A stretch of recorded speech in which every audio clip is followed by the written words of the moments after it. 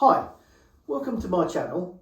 What I want to talk about today is I went to a football match, probably my most memorable football match. It was the 1986 FA Cup Final between Liverpool and Everton.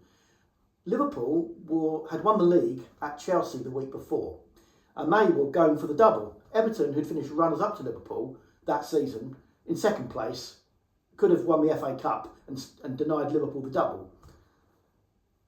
My dad... Me and my dad are Brighton fans. I didn't go to Wembley in 1983. My dad did. I was only about 7 or 8, and too small, maybe a little bit too young, so I just missed out. So my dad, who got a ticket through someone he knew at work. So if there's any Liverpool and Everton fans that couldn't go that day and felt a bit hard that tickets were hard to come by, please don't take offence. Obviously we went, and it was absolutely fantastic. I remember when he said to me, we've got tickets for the game.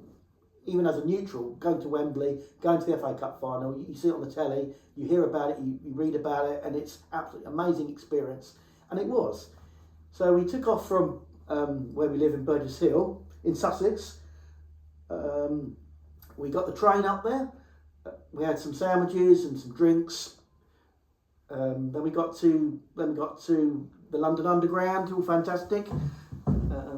We saw lots of people, lots of red, lots of blue, and I as a young child, as an 11-year-old, relatively young, 11. I've been going to watch football since about 1983, so I was going to game for about 3 years. So I'd seen a few things from those 3 years. And it was absolutely incredible experience, seeing Wembley for the first time in the background on the tube going to the game. It got bigger and bigger in the distance, and it got closer and closer. It was absolutely fantastic, and I just wanted to talk about it on this video because I remember at the time it was just one of the most amazing experiences. Even though I'm a Brighton fan, absolutely fantastic. That's when the FA Cup really was something special. I mean, people had tears in their eyes. I saw people climbing over, swinging, climbing over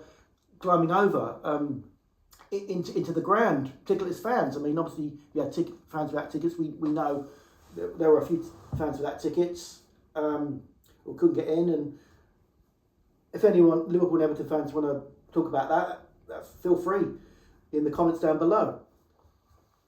It was 1 o'clock. Me and my dad were outside the ground in the Liverpool end. We had tickets for the Liverpool end.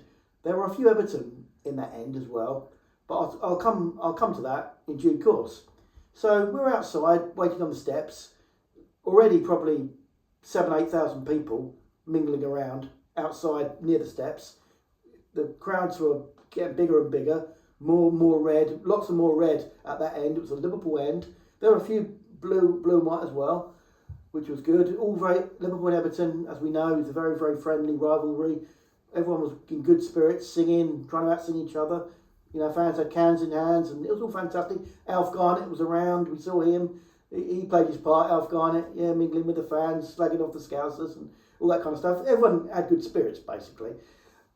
So we got in the ground, me and my dad. We thought, right, I was only 11 and small. Where could I stand? Where could we stand? So we went on the upper tier of I would say, the Liverpool end, which is the opposite of the tunnel end, as you know, as fans would know, as we know. So I was in the upper tier, but very, very, very low part of the terrace. If anyone remembers Wembley, old Wembley, 1986, I think there was an exit gate, and I ended up actually sitting down on the step, and I think my legs were dangling over a bar or something, or just slightly underneath. My legs were dangling over. I can't quite remember now. And my dad was sort of standing next to me, and there were fans. Absolutely, when you look back, it was just fans. A wall of red, white, and a little bit of blue, tiny bit of blue. There was more blue underneath on the lower part. There was a few blue and white, and there was also Liverpool fans in the Everton end. There's quite a few Liverpool fans in the Everton end. I would definitely think there was more red and white than blue and white that day. If anyone wants to debate that, then fair enough. If I'm wrong, then I'm sorry, Everton fans. But I just thought there was perhaps more red and white that day. But anyway, It was an absolutely incredible occasion. Two amazing sets of fans. Everton fans were fantastic. They'd lost the league. I think they lost to Oxford some weeks before, and Liverpool then, which stopped their title charge with Lineker, who got 40 goals that season. Absolutely fantastic. That was that was Lineker's only season for Everton, and then he moved to Barcelona in the summer, as we know. But anyway, so the occasion was absolutely fantastic. There was, I think, from my memory, there was a celebrity match between like Jimmy Tarbuck and David Frost, Dennis Waterman, guys from Brookside, Chris Quinton, Coronation Street, Daley Thompson, I believe. Steve Cram, was he there? Steve Davis? Various people. I think there always was a celebrity football match before the FA Cup Final, generally in the 80s. Jimmy Tarbuck and David Frost, I think, were all involved, as I say. So there was that going on. There was like a Coca-Cola Skills Awards ceremony going on with like an 11-year-old boy and something like that.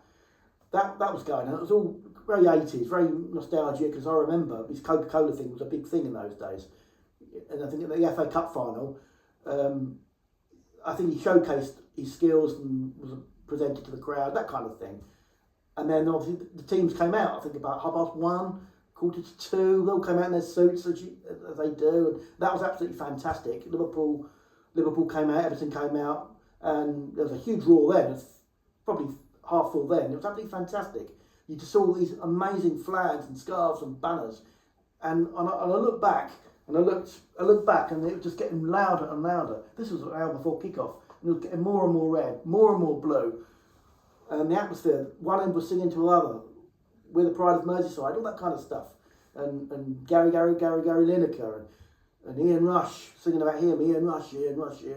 Fantastic. And I'm a Brighton fan, it was neutral, but it was magical, absolutely magical.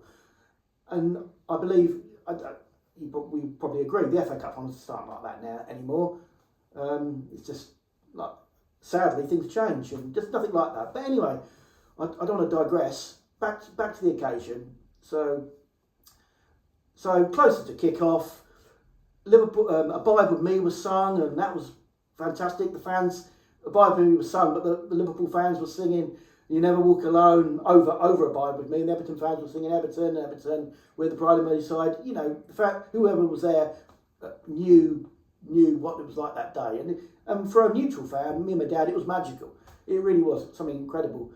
So "Abide With Me" was sung, and more people were trying to get into the ground, and eventually it was absolutely full, chock-a-block, as we know. And then the teams came out. Absolutely incredible roar, incredible atmosphere. The dignitaries came out. Princess,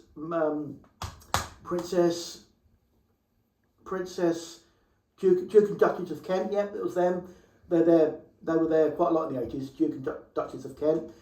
So the captains lined up, flicked the coin, blah blah blah. Everton were attacking the Liverpool end. Liverpool were attacking the Everton end. So the game started. Everton played very well. First 20 minutes, 25 minutes, half an hour. Liverpool really were struggling to get into the game. Everton took the lead from a beautiful pass from Peter Reid over the top, Hansen and Lineker to chase.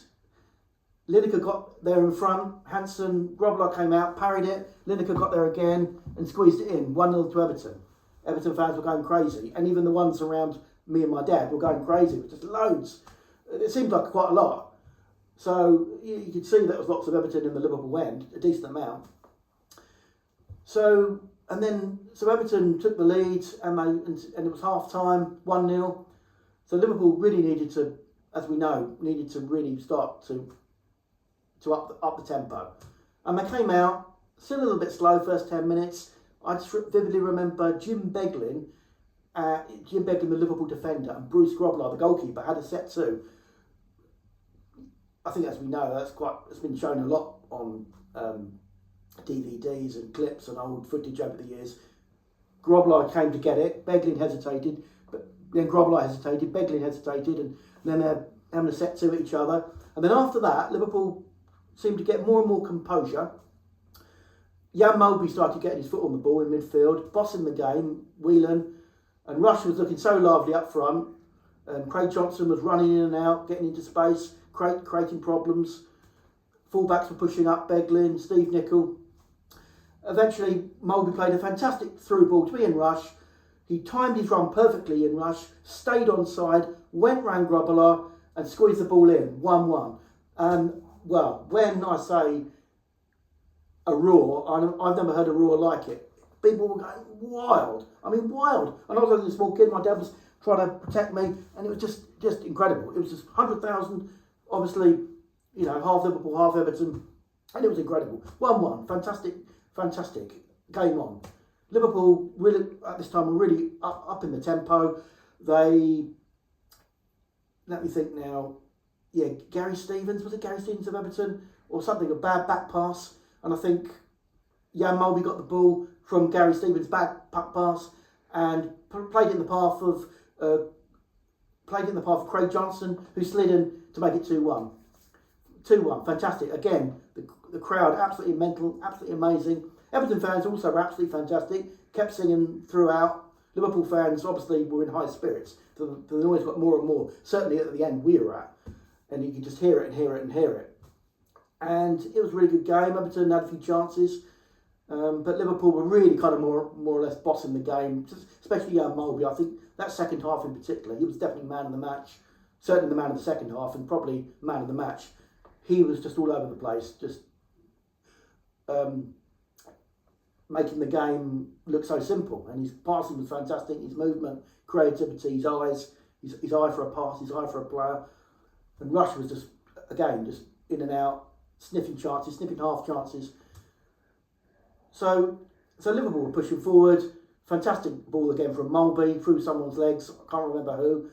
Ronnie Williams made a fantastic run, got the ball outside of the foot, saw Rush on the far side, spotted Rush on his chest and thumped it straight past Mims, hit the camera in the goals, I remember, make it 3-1. Liverpool jubilant, fans jubilant. Not long after, I think maybe 10, 12 minutes, the 15 minutes maybe, 14 minutes, as the fans would know, I can't quite remember now, the whistle went, everyone was going wild, crazy, celebrating. The Liverpool fans were just constantly singing, Never Walk Alone, We Should Not Be Moved, and We're on the March of Kenny's Army, you know, the usual stuff. Everton fans also were singing. They were singing their team to the end, you know, even though they'd lost 3-1 in the end. The whistle went. Everton had a good season, but they just fell short at the end. Lineker's 40 goals, finished second in the league, runners-up in the FA Cup Final. So there it was to go up and get the winners' medals and the losers' medals. Everton, I'm trying to think now, went up. Did they? Yeah, went up second. Yeah, Liverpool went up first, got the winners' medals, did their lap of honour. Everton went up second, got their losers' medals. They were absolutely dejected. They were off the pitch pretty quickly, whereas Liverpool were having a lap of honour with the trophy around, showing it to all the fans at our end and the other parts and at the other end as well. And it was absolutely fantastic. And that took about half an hour at least. And then eventually, everyone, once the players were off down the tunnel at the other end, everyone started to move, make way, leave at the exits and out of Wembley and back to the trains and the coaches. And all I remember was going back, just a wall of people just being pushed, not in an aggressive way, but because there were 100,000 people in those days. Okay, it's 90,000 now, but it's still a little bit more. And there wasn't quite the organisation like it was, like there is now, as we probably know. But everyone was very, very good and civil with each other. But it was just there was enough space where you weren't. But it was just, I just remember, it's like a wall of people walking to the station. It was absolutely fantastic. It was amazing. Everyone was singing, and it was all sorts. Could hear radios, transistors going off, and this and that, and. And then me and my dad got the train, went back to Burgess Hill from London, and we had the programme and we talked about the game, the events and what we'd seen. And it was really fantastic. And as a Brighton fan, I thought it was magical. So thanks a lot. So I just thought I'd share that with you. Cheers.